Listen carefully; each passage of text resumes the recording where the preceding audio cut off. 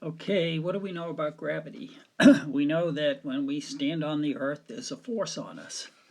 And we know how to calculate that force, right? So calculate the force of gravity on a 50 kilogram person. Pause the video and calculate.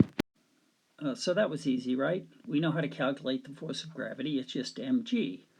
And we have the 50 kilogram person times 9.8. You got 490 kilogram meters per second squared, which is 490 newtons. Notice what I did. I wrote the equation, I wrote the numbers with the units, and I wrote the answer. So remember to follow that formatting. Okay, now this person grabs a rope and hangs from the rope. Now calculate the force of gravity of the person. The person hanging from... Actually, let me pause.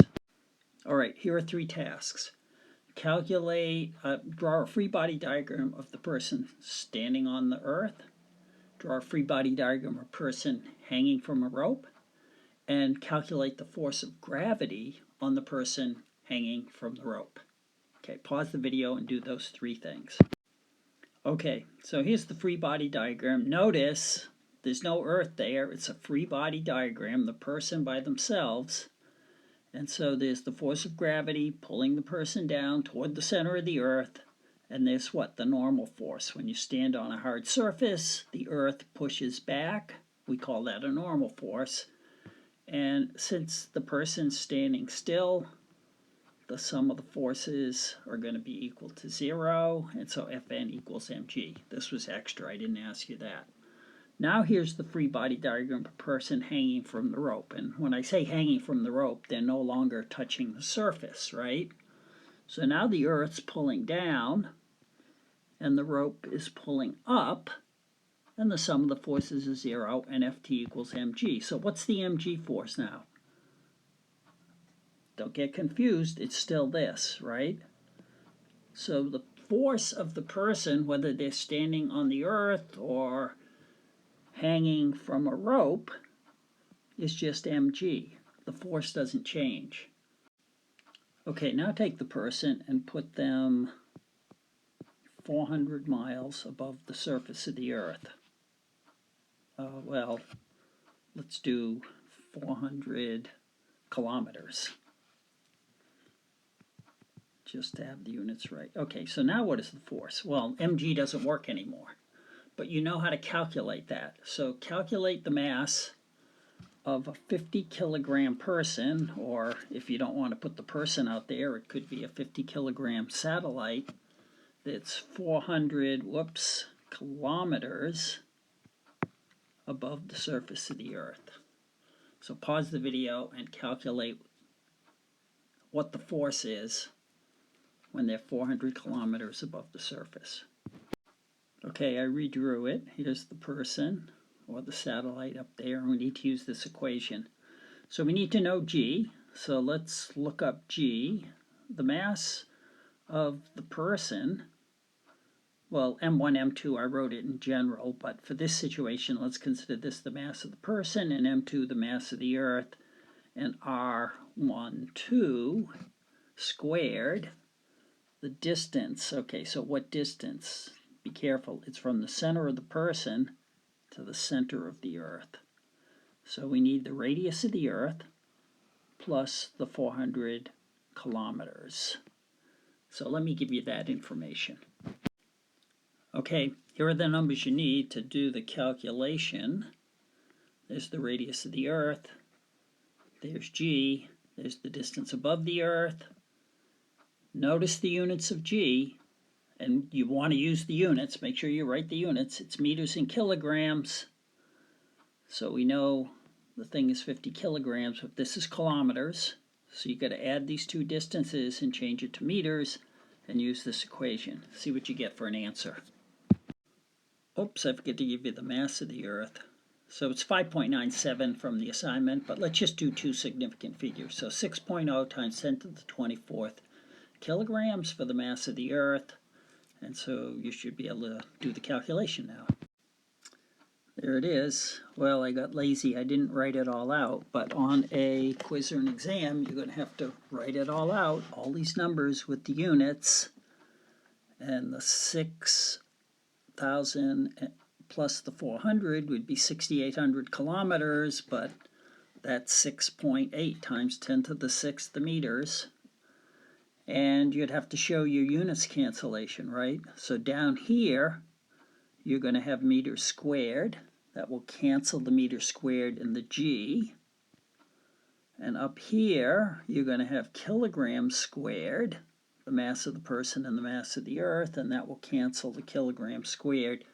So on a quiz, you would have to write those numbers out, show the units cancellation. Don't forget to do all that. Okay, so what do we get? We get 430 instead of 490. Okay, now here's the question.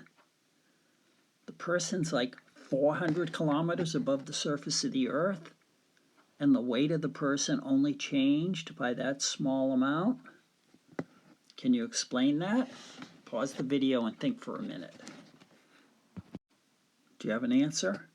Well, the answer is 400 kilometers is very small compared to 6,400 kilometers. So in terms of this picture is not to scale, right? In fact, a satellite above the surface of the Earth would barely be above the surface of the Earth. It would look like that. So anyway, it's not that much further out. That's the weight of the person or the satellite at that distance from the surface of the Earth. Okay, now we're ready to talk about satellite motion. So the person's here. Whoops, what happened? The person's here. And the only force is the force down, right? They're not hanging from a rope. They're not standing on anything, so they're just going to fall down. But let's just imagine the person is suspended. Just imagine that. And the person takes a ball and they throw it in this direction. Okay, so some mysterious force is holding the person there, but the person throws a ball in this direction as if they were standing on the surface of the Earth. What's the ball going to do? The ball's going to go out and fall to the Earth. But if the person throws it a little harder, it'll take longer to fall to the Earth, and if they throw it at just the right speed, then it will go around the Earth. If they throw it too fast, it's going to go off and escape. So what we see is there's just a speed, and it doesn't matter the mass of the ball. You'll see that in a minute. The person has to throw the ball at exactly the right speed, and it will come back and hit them in the back. If they throw it if they just drop it, it goes straight down. If they throw it too slow, it hits the Earth. And if they throw it too fast, it escapes the Earth. So at this distance, what velocity should the person throw the ball so that it circles the Earth and doesn't escape and doesn't fall? That's what we want to do. So I'm going to pause the video. Think about how you're going to do that. Think about if you know how to do that. And the hint is the answer is in Lab 13. And this is also similar to problems 7, 8, and 9, I think. Or 8, 9, 10, I can't remember. So we get the answer by using this equation, Newton's second law, because Newton's second law relates the force acting on an object to its motion. So here's the key step. The force is easy, right? The force of gravity is down in this position, and that's what it is. Newton's universal law of gravitation. That has to be equal to the mass of the satellite times its acceleration, but if we want it to move in a perfectly circular orbit, then the acceleration is going to be a centripetal acceleration, either omega squared times r, or in this case we're using v squared over r, where r is the radius of the circle that it's moving in, and so that's the distance from the satellite to the center of the Earth. And once we write this down, now we can solve for whatever we want, in this case velocity. So take this equation and do the algebra and solve it for velocity. So here's the algebra. There's an r here and there's an r squared here, so this cancels one of those r's in the r squared. And the mass of the satellites on both sides of the equation, so we can cancel that. And then if we rearrange and take the square root, we get that the velocity is equal to the square root of g, mass of the Earth, over that distance between the Earth and the satellite, no longer squared. So that's, you put the numbers in there, and you'll get the answer.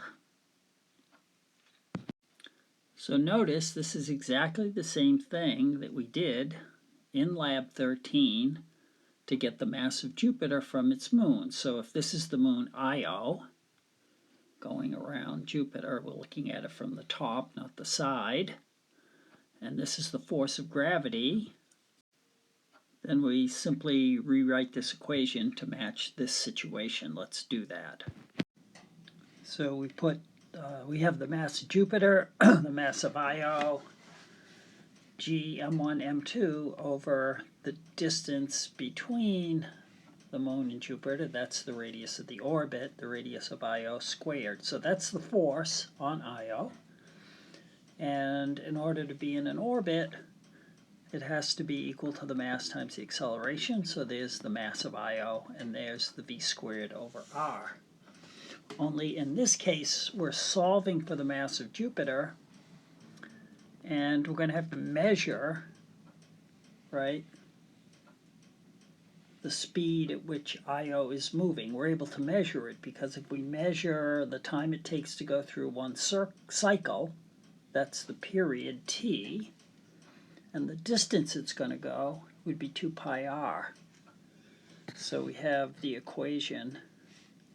We did it a little differently in the lab document, but here we have the v. The velocity of the planet is going to be one complete circle, 2 pi times the radius of the orbit, that's the circumference of the circle, divided by the time for one rotation. That's what we call the period.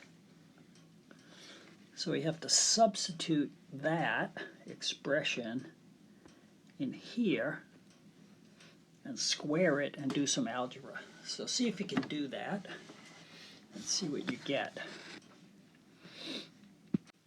Okay, in case you're stuck, so here's where we started. Notice that the mass of Io is on both sides of the equation, so it cancels.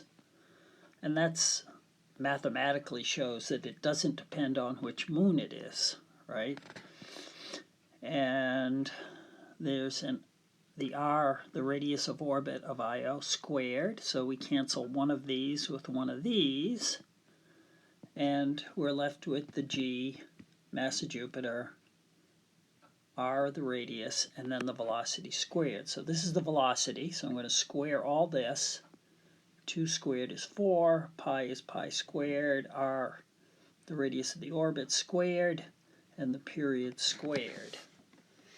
And now, to finish it off, just solve for the mass of Jupiter. One more step of algebra. Go ahead, you do that.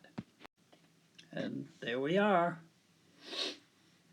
Just divide by that, multiply both sides by that, and this is the equation that you'll see if you go to Lab 13 document. This is the equation you'll see for the mass of Jupiter, and that would be the radius of orbit for Io and the period for Io. And in fact, you could do this for any of the 4 moons and get the same result for the mass of Jupiter. And this same relationship would work if we wanted to find the mass of Earth by observing the radius of our moon's orbit and the period at which the orbit goes around the moon. Okay, that should, if you follow all that, you'll be well prepared for quiz 13.